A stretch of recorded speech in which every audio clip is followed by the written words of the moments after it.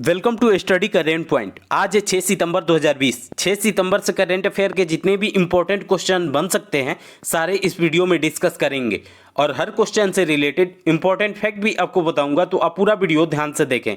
इससे पहले हमारे चैनल पर नए हैं तो सब्सक्राइब करके बेल के आइकन को दबा दें, जिससे पल पल की अपडेट आपको मिलती रहे। तो चलिए शुरू करते हैं। आज का पहला क्वेश्चन है, हाल ही में निम्न में से किसने महाराष्ट्र सरकार के साथ एमएसएमई पारिस्थितिकी तंत्र विकसित करने के लिए एक समझौता ज्ञापन में प्रवेश किया है? इसका आंसर सी हो जाएगा। भारतीय लघु उद्योग विकास बैंक ने हाल ही में महाराष्ट्र सरकार के साथ एमएसएमई पारिस्थितिकी तंत्र विकसित करने के लिए एक समझौते ज्ञापन में प्रवेश किया है। तो चलिए इस क्वेश्चन के डिटेल्स को देखते हैं। अब महाराष्ट्र की बात है तो महाराष्ट्र की राजधानी मुंबई है और महाराष्ट्र के वर्तमान समय में मुख्यमंत्री उद्धव ठाकरे हैं और महाराष्ट्र के राज्यपाल भगत सिंह कोश्यारी हैं और महाराष्ट्र में लोकसभा सीटों की संख्या 48 है और राज्यसभा सीटों की संख्या 19 है। इस क्वेश्चन से इतनी जानकारी मिलती है तो चलिए अगले क्वेश्चन पे चलते हैं। हाल ही में डॉक्टर नीना मल्होत्रा को निम्न में से किस देश में भारत की अगली राजदूत के रूप में नियुक्त किया गया है? इसका आंसर ए हो जाएगा।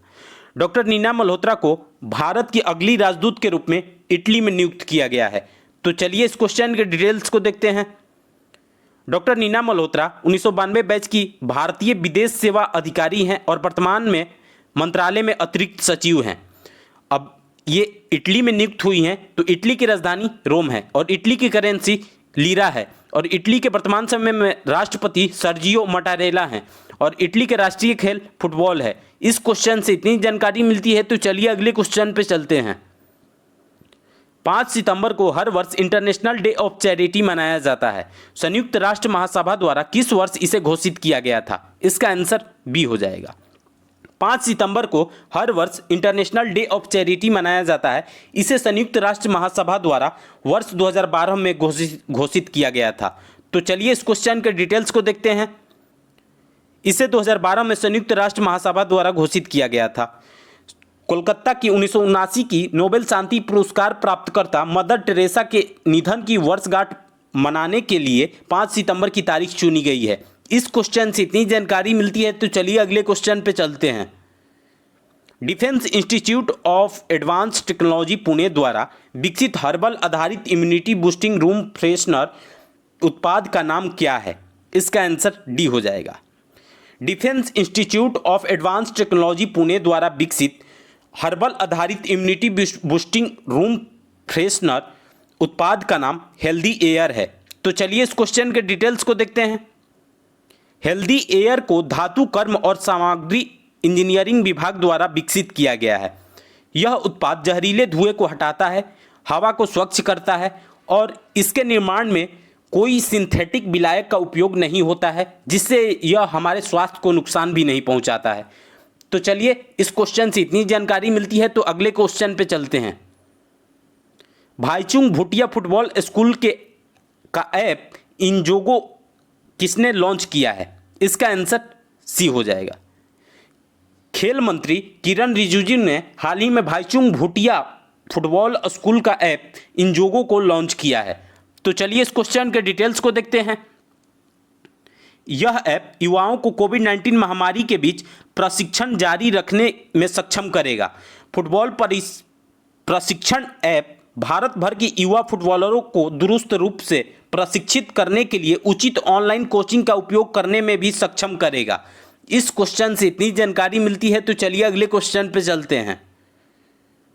हर वर्ष 5 सितंबर को शिक्षक दिवस मनाया जाता है। सर्वपल्ली राधाकृष्णन ने the philosophy of Rabindranath Tagore किस वर्ष में लिखा था? इसका आंसर ए हो जाएगा। हर वर्ष 5 सितंबर को शिक्षक दिवस के रूप में मनाया जाता है। सर्वपल्ली राधाकृष्णन ने the philosophy of Rabindranath Tagore 1917 में लिखा था। तो चलिए इस क्वेश्चन के डिटेल्स को देखते हैं। यह भारत के पूर्व राष्ट्रपति डॉक्टर सर्वपल्ली राधाकृष्णन का जन्मदिन के रूप में 5 सितंबर को शिक्षक दिवस मनाया जाता है। इस क्वेश्चन से इतनी जानकारी मिलती है तो चलिए अगले क्वेश्चन पे चलते हैं। हाल ही में निम्न में से किसने प्राथमिकता क्षेत्र के ऋण दिशा निर्देशों की समीक्षा की है? इसका आंसर डी हो जाएगा।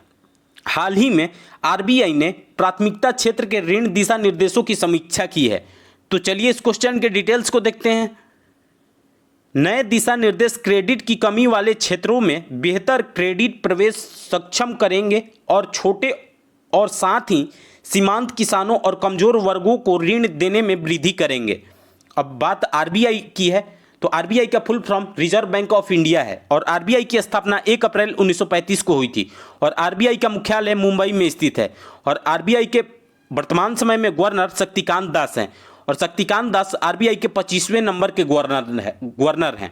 इस क्वेश्चन से इतनी जानकारी मिलती है तो चलिए अगले क्वेश्चन पे चलते हैं। हाल ही में निम्न में से किस देश की नौसेना के साथ भारतीय नौसेना ने द्विवार्षिक द्विपक्षीय समुद्री अभ्यास इंदिरा नेवी के 11वें संस्करण की शुरुआत की है? इसका आंसर बी हो जाएगा। हाल ही में रूस की नौसेना के साथ भारतीय नौसेना ने द्विवार्षिक द्विपक्षीय समुद्री अभ्यास इंदिरा नेवी के 11वें संस्करण की शुरुआत की है। तो चलिए इस क्वेश्चन के डिटेल्स को देखते हैं। द्विवार्षिक द्विपक्षीय समुद्री अभ्यास 4 से 5 सितंबर 2020 तक बंगाल की खाड़ी में आयोजित किया जाएगा। इंदिरा नेवी 2020 अभ्यास वर्षों से दोनों देशों की नौसेनाओं द्वारा निर्मित अंतर संचालन के सुदृढ़ करने का प्रयास करता है। अब बात रूस की है तो रूस की राजधानी मॉस्को है और रूस के वर्तमान समय में राष्ट्रपति व्लादिमीर पुतिन है और रूस की मुद्रा रशियन रूबल है। इस क्वेश्चन से इतनी जानकारी मिलती है तो चलिए अगले क्वेश्चन पे चलते हैं। हाल ही में निम्न में से किसने अपने 12वें स्टारलिंक उपग्रह मिशन को लॉन्च किया है? इसका आंसर ए हो जाएगा। हाल ही में स्पेस एक्स ने 12वें स्टारलिंक उपग्रह मिशन को लॉन्च किया है। तो चलिए इस क्वेश्चन के डिटेल्स को देखते हैं। स्पेस एक्स ने अपना 12वां स्टारलिंक उपग्रह मिशन लॉन्च किया था। फाल्कन 9 ने सुबह 8:46 बजे केनेडी स्पेस सेंटर से उड़ान भरी। इस क्वेश्चन से इतनी जानकारी मिलती है तो चलिए अगले क्वेश्चन पे चलते हैं। आंध्र प्रदेश सरकार ने रम्मी और पोकर जैसे ऑनलाइन खेलों पर प्रतिबंध लगाने का फैसला किया है। आंध्र प्रदेश के मुख्यमंत्री कौन हैं? इसका आंसर बी हो जाएगा। आंध्र प्रदेश सरकार ने रम्मी और पोकर जैसे ऑनलाइन खेलों पर प्रतिबंध लगाया है। आंध्र प्रदेश के मुख्यमंत्री जगन मोहन रेड्डी हैं। तो चलिए इस क्वेश्चन के डिटेल्स को देखते हैं। आंध्र प्रदेश के मुख्यमंत्री जगन मोहन रेड्डी ने रम्मी और पोकर जैसे ऑनलाइन खेलों पर प्रतिबंध लगाने का फैसला किया है जो युवाओं को गलत रास्ते पर ले जा रहे हैं। अब आंध्र प्रदेश की बात है तो आंध्र प्रदेश की राजधानी अमरावती है और आंध्र प्रदेश के वर्तमान समय में मुख्यमंत्री जगन मोहन रेड्डी हैं और आंध्र प्रदेश के राज्यपाल विश्वभूषण हरिचंदन हैं और आंध्र प्रदेश में लोकसभा सीटों की संख्या 25 है और राज्यसभा सीटों की संख्या 11 है। इस क्वेश्चन से इतनी जानकारी मिलती है तो चलिए अगले क्वेश्चन पे चलते हैं। लोकसभा और राज्यसभा सचिवालय की अधिसूचना के अनुसार संसद के किस सत्र के दौरान कोई प्रश्नकाल नहीं होगा? इसका आंसर ए हो जाएगा। लोकसभा और राज्यसभा सचिवालय की अधिसूचना के अनुसार संसद के मानसून सत्र के दौरान कोई प्रश्नकाल नहीं होगा। तो चलिए इस क्वेश्चन के डिटेल्स को देखते हैं। मानसून सत्र के दौरान दोनों सदनों में शून्यकाल प्रतिबंधित होगा। इस क्वेश्चन से इतनी जानकारी मिलती है तो चलिए अगले क्वेश्चन पे चलते हैं। कतर किस वर्ष संयुक्त राज्य में अतिथि के रूप में गोल्ड कप टूर्नामेंट में भाग लेगा? इसका आंसर डी हो जाएगा। कतर 2021 और 2023 में संयुक्त राज्य में अतिथि के रूप में गोल्ड कप टूर्नामेंट में भाग लेगा।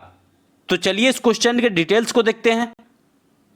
विश्व कप मेजबान कतर उत्तर और मध्य अमेरिका और कैरेबियन के लिए फुटबॉल शासी निकाय के निमंत्रण को स्वीकार करने के बाद अमेरिका के गोल्ड कप 2021 में खेलने के लिए तैयार है। यह 2017 में बहरीन में किए गए एक समझौते के अनुसार एक अतिथि के रूप में 2021 और 2023 टूर्नामेंट में भाग लेगा। इस क्वेश्चन से इतनी जानकारी मिलती है तो आज के लिए बस इतना ही। अगर आपको यह वीडियो यूजफुल लगा है तो इस वीडियो को ज़्यादा से ज़्यादा लाइक करें और हमारे चैनल पर नए हैं तो सब्सक्राइब करके बेल के आइकन को दबा दें जिससे पल पल की अपडेट आपको मिलती रहे। और आपके पास जितने भी स्टडी रिलेटेड व्हाट्सएप या फेसबुक ग्रुप है उसमें इसको शेयर करना ना भूलें। Thanks for watching.